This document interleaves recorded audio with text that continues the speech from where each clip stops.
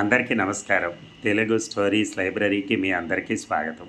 మీ అందరికీ ఈ నవలలు కానీ కథలు కానీ నచ్చినట్లయితే మా ఛానల్ని సబ్స్క్రైబ్ చేయగలరు. ఇంతకంటే మంచివి అందించడానికి ప్రయత్నం చేస్తాం.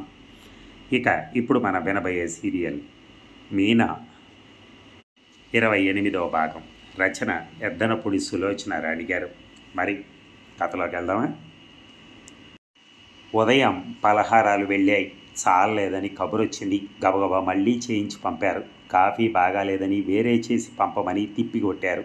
కృష్ణ ఏదో అనబోతుంటే తాతగారు ఆచార్యులు గారు వారికి వేరే చేసి పంపించారు.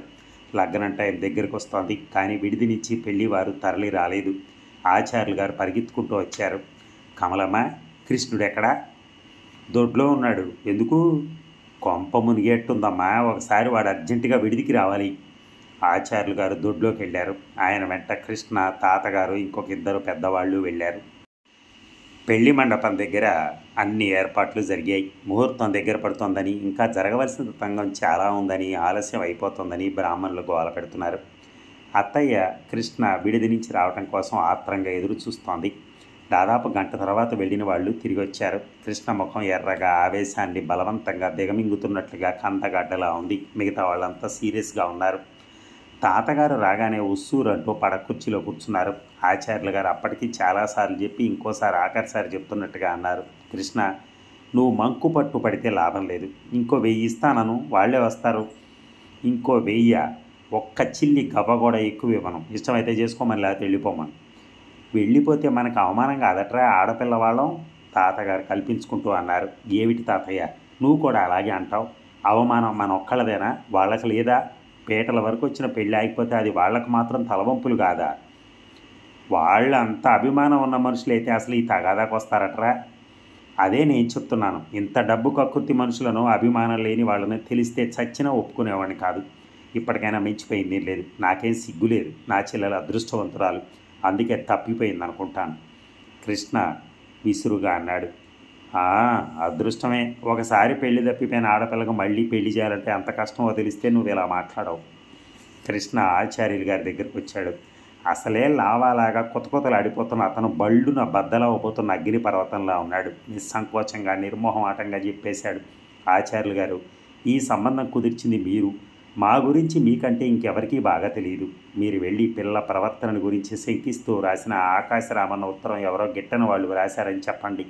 కావాలంటే వాళ్ళని ఈ ఊళ్ళో ఎవరినైనా పిలిచి నేను, నా చెల్లెలు ఎలాంటి వాళ్ళమో అడగమనండి. నాకేం అభ్యంతరం లేదు. చక్కగా వచ్చి కళకళలాడుతూ ఈ పెళ్లి పూర్తి గావించుకుని లాంఛనాలతో తరలి వెళ్ళమనండి. లేదంటారా, ఆ ఆకాశరామన్న ఉత్తరమే వాళ్ళకు ముఖ్యం అంటారా, తక్షణం బండెక్కమనండి. ఈ 2 మినహా ఇంకో మాట ప్రసక్తి లేదు. నేను ఇంకో 1000 రూపాయలు ఎక్కువ ఎందుకు ఇవ్వాలి? ఇస్తే వాళ్ళ అపనమ్మకం తొలగిపోతుందా? డబ్బుతో మత్స మానిపోతుందా? దీనికి అంతటికీ ఆ శేషయ్యే కారణం. ఆచార్యులు గారు సనిగాడు. కృష్ణ చర్రుమన్నట్టు చూసి, శేషయ్య కానివ్వండి, లేకపోతే ఇంకో గోవిందయ్య కానివ్వండి, నాకు అనవసరం. నాకు కావాల్సిందల్లా వీళ్ళు ఎలాంటి మనుషులు అని. వెళ్ళండి, మీరు వెళ్ళి నేను చెప్పమన్న మాటలు చెప్పిరండి. కృష్ణ, తొందరపడి నిర్ణయం తీసుకోకు, కాస్త ఆలోచించుకో, తాతగారు హెచ్చరిస్తున్నట్టుగా అన్నారు. ఇంకా ఆలోచించేది ఏం లేదు తాతయ్య. గిట్టని వాళ్ళు ఎవరో ఏదో చేస్తారని అది సాగ్గా తీసుకొని ఇంకాస్త డబ్బు గుంజుదామని వాళ్ళ ఉద్దేశం. అయితే అది పొరపాటున మనం వెంటనే తెలియచేయటం మంచిది. ఆచార్యులు గారు అత్తయ్య దగ్గరికి వెళ్ళి చాలా తగ్గు స్వరంతో జరిగిన విషయం కాబోలు విసితంగా చెప్తున్నాడు. అత్తయ్య వచ్చి కొడుకు చేయి పట్టుకుంటూ అంది. కృష్ణ, పట్టుదల అన్ని వేళలా మంచిది కాదురా. రాజు మొహం చూసి మాట్లాడు అంది. కృష్ణ తల్లి వైపు చూశాడు. దుఃఖం నీళ్లుగా సుళ్ళు తిరుగుతున్న ఆవిడ కళ్ళల్లోకి చూడగానే అతని ఆగ్రహం కాస్త సడలింది. నచ్చ చెప్తున్నట్టుగా శాంతంగా అన్నాడు. రాజు ముఖం చూసి, దాని క్షేమం కోరే చెప్తున్నానమ్మా. ఇంత డబ్బు ఖర్చు చేసి ఇంత ఎత్తు మనం తోగలేమని తెలిసి కూడా అప్పు చేసి ఈ పెళ్లికి ఎందుకు ఒప్పుకున్నానమ్మా నేను? అది సుఖంగా ఉండాలనేగా. ఆ ఆకాశరామన్న ఉత్తరం శేషయ్య వ్రాయించుంటాడని మనందరికీ తెలుసు. ఈరోజు డబ్బిస్తే ఇచ్చినట్టేనా? ఏ మత్స లేకపోతే డబ్బు ఎందుకు ఇచ్చుంటారని రేపటి నుంచి దాన్ని సాధించరు, అవమానించరు, అనుమానించరు. నేను చాలా దూరం ఆలోచించే మాట్లాడుతున్నానమ్మా. పెళ్ళి ఆగిపోతే అందరూ నవ్వుతారంటావా? నవ్వని. ఈరోజు కాకపోతే రేపైనా అందరికీ అసలు సంగతి తెలుస్తుంది. ఎవరో ఏదో అంటారని భయపడతామా? చేయని తప్పు నెత్తిన రుద్దుకుంటామా? కమలమ్మ కొడుక్కి ఏం చెప్పాలో తెలియనట్టుగా నిస్సహాయంగా చూడసాగింది. కృష్ణ పక్కకు తిరిగి, ఆచార్యులు గారు, మీరు వెళ్ళి నేను చెప్పమన్నది చెప్పేసి రండి, త్వరగా వెళ్ళండి అన్నాడు. ఆచార్యులు గారు అయిష్టంగా తల ఊపాడు. తాతగారు లేచారు. నేను కూడా వస్తానుండు అంటూ బయలుదేరారు. ఇంట్లో బంధువులంతా అక్కడ గుమిగూడారు. కృష్ణ వాళ్ళ ముందు నిలబడటం ఇష్టం లేని వాళ్ళ అక్కడి నుంచి వెళ్ళిపోయాడు. ఇదంతా వింటున్న నేను మ్రాన్ పడిపోయినట్టుగా నిలబడిపోయాను. ఇంత ఘోరం ఎక్కడైనా ఉందా? మనుషులు ఇంత నీచంగా, ఇంత స్వార్థంగా ప్రవర్తిస్తారా? శేషయ్య కృష్ణతో అభిప్రాయ భేదం వచ్చిందని పెళ్లి చెడగొట్టడానికి సిద్ధం అవుతాడా? ఈ కాస్త దానికి ఇంత వైషమ్యమా, ఇంత పట్టుదల? ఏ మనుషులు వీళ్ళు?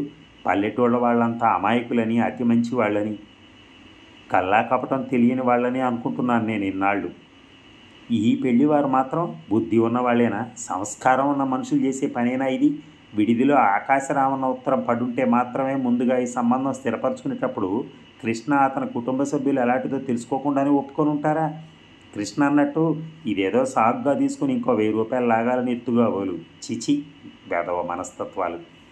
డబ్బు కోసం గడ్డి తినే మనుషుల్లా ఉన్నారు. పరువు మర్యాదకు భయపడి అడిగిన 1000 రూపాయలకి ఇమ్మనకుండా ఇచ్చేస్తారనుకుని కాబోలు. కృష్ణ బాగా జవాబు చెప్పాడు.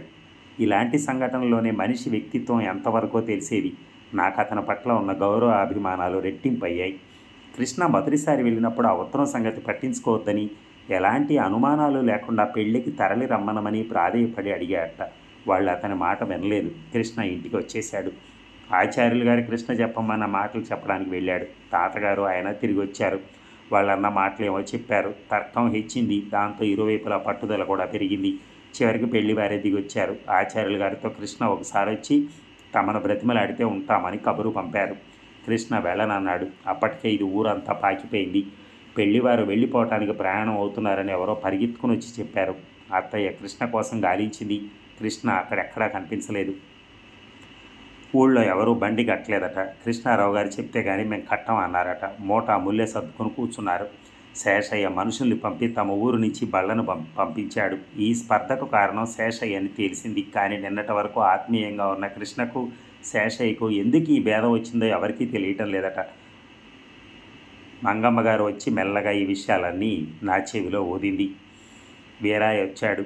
చేతిలో కర్ర నేలకు తాటిస్తూ తాతగారితో, మా దొరగారిని అనమనండి, పెళ్లి బండి ఒక్కటి కదలనివ్వం, మేము పెళ్లి కొడుకుని కట్టేసి లాక్కొస్తాం, మా గూడెం అంతా ఇక్కడే ఉంది అన్నాడు. వాడి ధోరణి చూస్తే పెళ్లివారిని అలా పోనివ్వటం బొత్తిగా చేతగానితనంగా భావిస్తున్నట్టుగా ఉంది. మీ దొరగారు మేము చెప్పిన మాట వింటే ఇంత గొడవ ఉండకపోను అన్నాడు తాతగారు. పెళ్లి పందిరిలో పెళ్లి కోసం చేసిన ఏర్పాట్లన్నీ వెలవెలపోతున్నట్టుగా ఎక్కడొక్కడ పడున్నాయి. సన్నాయి వాళ్ళు ఉండాలో వెళ్ళాలో తెలియనట్టుగా తికమక పడుతూ కూర్చున్నారు. పెళ్లివాళ్ళు వెళ్ళిపోయారని తెలియగానే అందరూ నిశ్చేష్టులు అయిపోయారు. నాకు ఇదంతా ఊపిరి అడక ఉక్కిరి బిక్కిరి అయినట్టు, కాళ్ళు చేతులు ఆడనట్టు అయిపోయింది. దీనికి అంతటికీ మూల కారణం నేనేనన్న సంగతి నన్ను వెర్రిదాన్ని చేస్తోంది. నవ్వుతూ తుళ్ళుతూ ఆడుతూ పాడుతున్నట్టు వచ్చిన నేను ఈ ఇంట్లో ఇంత విషాదానికి కారణం అవుతానని కల్లో కూడా అనుకోలేదు. కృష్ణ ఎక్కడికి వెళ్ళాడో ఎవరికీ తెలియదు. అత్తయ్య గదిలో ఏడుస్తూ కూర్చుంది. చుట్టూ చేరిన ఆడవాళ్లు తలో విధంగా వ్యాఖ్యానాలు చేస్తున్నారు. నాకు రాజు దగ్గరికి వెళ్ళటానికి కూడా మొహం చెల్లలేదు. మనుషులు పంతాలు పట్టింపులకు పోయి ఇంత అమానుషంగా ప్రవర్తిస్తారని, జీవితాలతో ఆడుకుంటారని మొదటిసారిగా యథార్థంగా కళ్ళ ఎదుట చూస్తున్న నేను నోట మాట రాని దానిలా అయిపోయాను. ఇది అమ్మకు తెలిస్తే ఇంకేమైనా ఉందా? పెళ్లి కబురు తీసుకొస్తానని, అన్నీ వినాలని ఆశగా ఎదురు చూస్తున్న నాన్నగారికి నేనేం జవాబు చెప్పను? నా మూలంగా ఈ పెళ్ళి ఆగిపోయింది తెలిస్తే ఆయన ఎంత బాధపడతారు. 12 గంటలైంది. తాతగారు వంట కానిమ్మని బ్రాహ్మణుడితో చెప్పారు. వంట చకచక అయింది. వచ్చిన బంధువులు తోచినట్టుగా ఎంగిలిపడి లేచారు. అందరూ ఎవరికి వారే ప్రయాణం అయ్యారు. కొంతమంది అత్తయ్యతో చెప్పకుండానే వెళ్ళిపోయారు. అందరి దగ్గర కృష్ణ తరపున తాతగారు వీడ్కోలు తీసుకున్నారు. ఇక సాయంత్రం అయ్యేసరికి ఇల్లంతా నిశ్శబ్దంగా అయిపోయింది. నవ్వులతో, సరదాలతో, కేరింతలతో హుషారుగా ప్రతిధ్వనించాల్సినటువంటి పరిసరాలు అక్కడక్కడ అసలు మనుషులు అలికిడి లేనట్టుగా అయిపోయింది. కాలు గాలిన పిల్లిల అటూ ఇటూ తిరిగిన నేను వచ్చి దొడ్లో కూర్చున్నాను. నా రాక ఈ ఇంటికి శుభసూచకం కాదేమో అన్న అనుమానం నన్ను వేధించసాగింది. ఎంత మంచి చేయాలని వచ్చినా నా వల్ల వీళ్ళకి జరిగింది ఏమిటి? అసలు నేను రాకుండా ఉంటే పోయేది. వచ్చిన బెజవాడలోనే కృష్ణతో మాట్లాడి వెనక్కి తిరిగి వెళ్ళిపోయినా బాగుండేది. అత్తయ్య దగ్గరికి 2 సార్లు వెళితే అత్తయ్య నా వైపు చూడటం ఇష్టం లేనట్టుగా చూపులు మరల్చుకుంది. గాయపడిన ఆవిడ హృదయం ఎంత క్షోభపడుతుందో గ్రహించలేనటువంటి మూర్ఖురాలనైతే కాదు.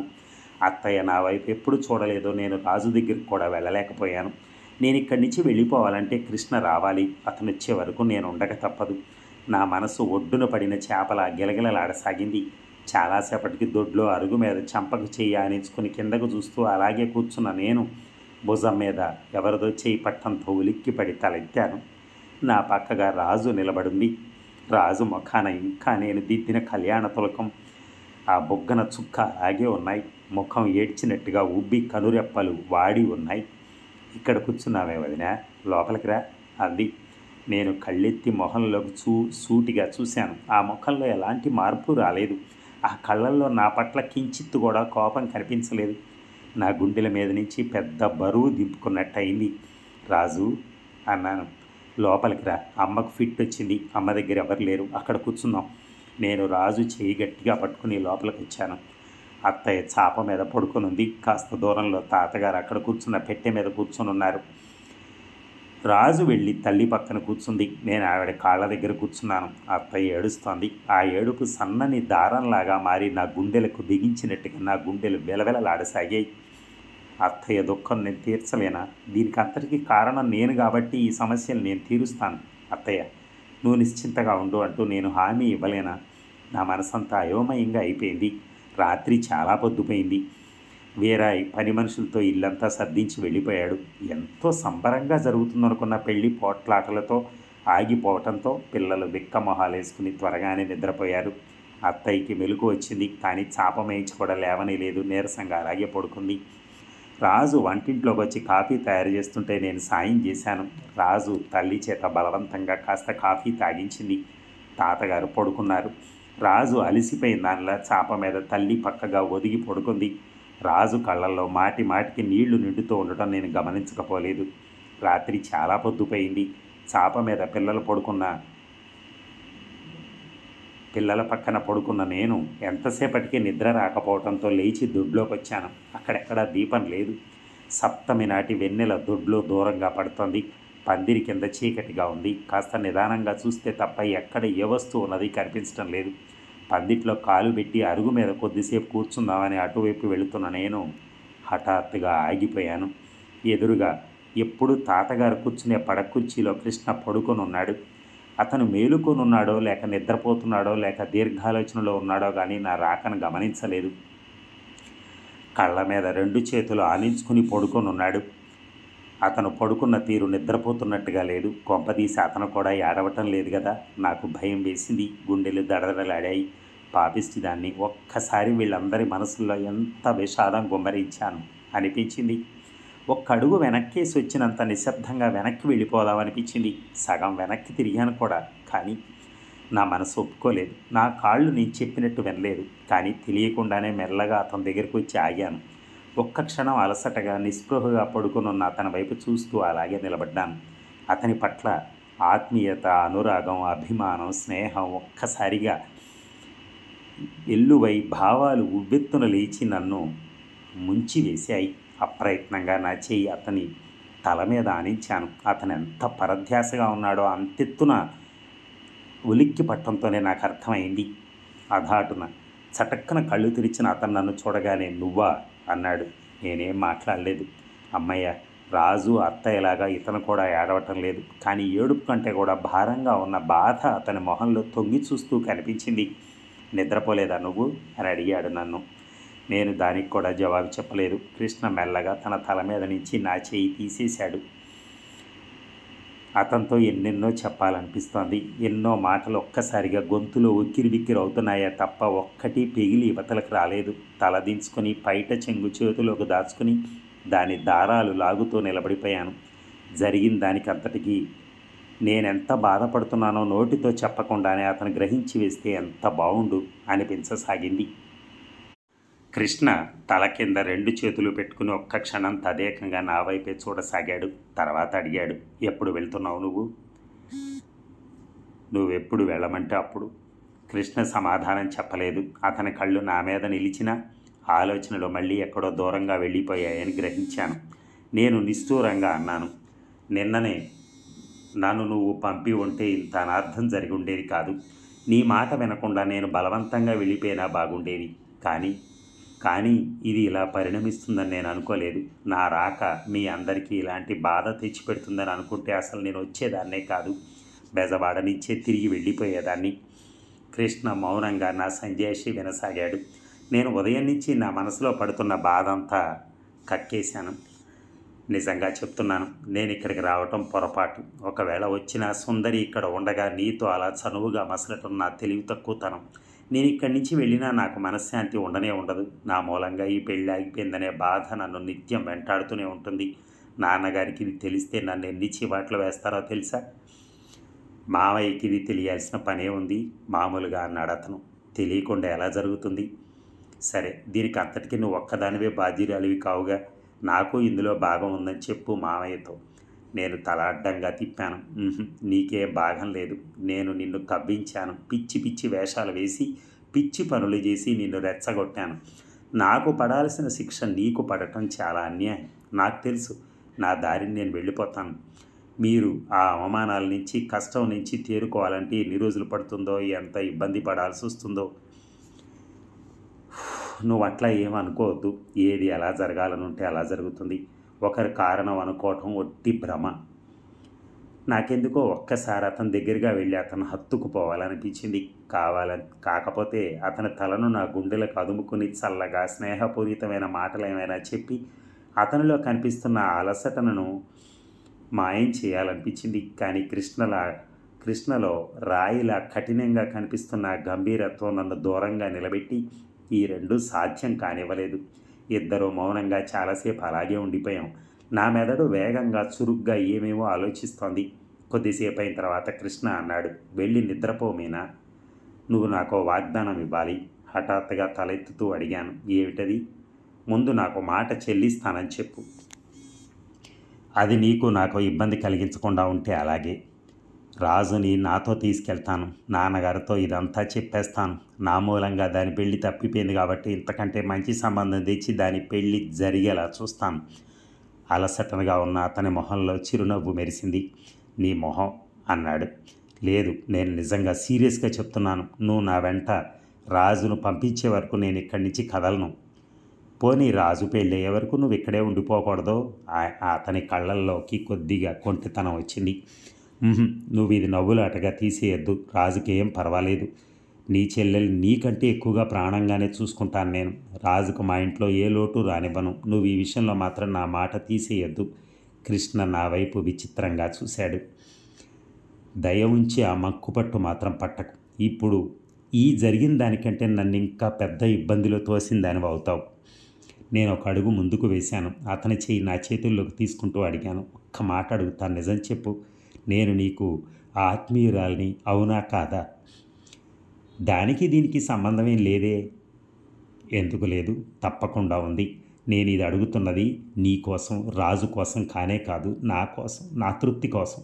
కావాలంటే త్వరగా పంపించేస్తాను మళ్ళీ. నా మాట కాదనకు. కాదన్నావంటే ఏం చేస్తానో తెలుసా? కృష్ణ నా వైపు ప్రశ్నార్థకంగా చూశాడు.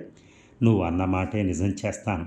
రాజు పెళ్లి కోసం ఇక్కడ ఉండే ప్రయత్నిస్తాను. దాని పెళ్ళి అయ్యే వరకు ఇక్కడి నుంచి కదలను. అమ్మా నాన్న ఏమన్నా సరే చెప్పు, సమాధానం ఇవ్వు నాకు.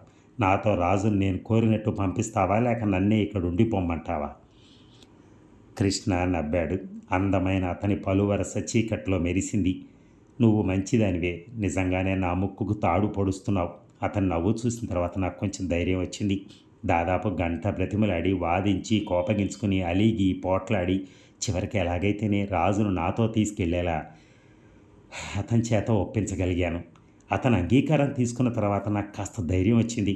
నేను తప్పు చేశానని ఉదయం నుంచి నా మనసు చుట్టూ గుదిబండలాగా భారంగా భావిస్తున్న బరువు అంతా తొలగిపోయినట్టయింది.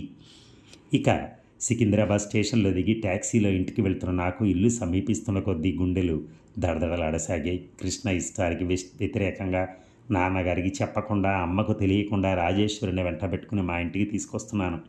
కృష్ణ బెజవాడ వరకు వచ్చి మమ్మల్ని ట్రైన్ ఎక్కించాడు. ట్రైన్ కదిలే ముందు రాజుని హైదరాబాదులో తన స్నేహితుడైన మధు ఇంట్లో దింపమని టెలిగ్రామ్ ఇచ్చానని చెప్పాడు. నేను ఆశ్చర్యంగా చూశాను. మళ్ళీ ఇదేమిటి అన్నాను. మళ్ళీ ఏముంది ఇందులో? రాజేశ్వరిని నాతో పంపుతానన్నావు, ఇప్పుడు నీతో కాదా పంపుతున్నది? అతని లౌక్యానికి అదే ఇంకోసారి అయితే ఆట పట్టించేదాన్నేమో, కానీ నాకిప్పుడు ఒళ్ళు మండిపోయింది. నాతో పంపడం అంటే నీ స్నేహితుడి దగ్గరికి పంపమనా? నీతో పంపమన్నావు, పంపుతున్నాను. మీ ఇంటికి పంపిస్తానని నేను అనలేదే. నేను నోరు తెరిచి ఏదో చెప్పబోయాను. కృష్ణ నన్ను చెప్పనివ్వకుండానే అన్నాడు. ఈ పరిస్థితుల్లో రాజు ఒక వారం రోజుల పాటు ఎక్కడికైనా వెళ్ళి ఉండటం మంచిదన్న నీ సూచన నాకు నచ్చింది. అందుకే నా స్నేహితుడి దగ్గరికి తీసుకెళ్ళి దింపమని నీతో పంపుతున్నాను. ఈ లోపల వీలైనంత తొందరగా ఇంతకంటే మంచి సంబంధం చూస్తాను. ఎంత డబ్బైనా సరే ఇంతకంటే ఘనంగా వేడుకగా దాన్ని పెళ్లి చేయాలి. అప్పటి వరకు నాకు మనశ్శాంతి ఉండదు రాజు. మధుకి నేను టెలిగ్రామ్ ఇచ్చాను. వాడు ఊళ్ళో ఉంటే వాడే స్వయంగా స్టేషన్కి వస్తాడు. ఒకవేళ రాకపోయినా నువ్వు సరాసరి వాళ్ళ ఇంటికి వెళ్ళి వాళ్ళ అమ్మ నాకు బాగా తెలుసు, నువ్వు ఫలానా అని చెప్తే చాలు. అక్కడ నీకేం కొత్తగా అనిపించదు. 4-5 రోజుల్లో వీలు చూసుకుని నేను వస్తాను అన్నాడు. రాజేశ్వరి బుద్ధిమంతురాల్లా అలాగే అన్నట్టుగా తల ఊపింది. ఇది చాలా అన్యాయం. నేను విసురుగా ఏదో చెప్పబోయాను. అతను విసుగ్గా తర్కం ఇష్టం లేని వాళ్ళ మొహం తిప్పేసుకున్నాడు. అతని ముఖంలో చిరాకును చూడగానే నా గొంతులో మాటలు అక్కడే ఆగిపోయాయి. కిందటిసారి అతను నన్ను పంపడానికి వచ్చినప్పుడు సరదాగా ఆత్మీయతగా మాట్లాడిన సందర్భం గుర్తుకొచ్చింది. ట్రైన్ కదిలింది. కృష్ణ రాజేశ్వరిని ఉత్తరం రాయమని చెప్పాడు. నన్ను రాజుని సరాసరి మధు వాళ్ళింటి దగ్గర దింపమని ఇంకోసారి గుర్తు చేశాడు. మధు వాళ్ళింటికే వెళ్ళమని రాజేశ్వరిని మరీ మరీ హెచ్చరించాడు. ట్రైన్ కదిలింది. కృష్ణ మాకెక్కువసేపు కనిపించలేదు. జనంలో కలిసిపోయాడు. మరి ఈ భాగం ముగిద్దామా? మళ్ళీ రేపు కలుద్దాం. Thank you.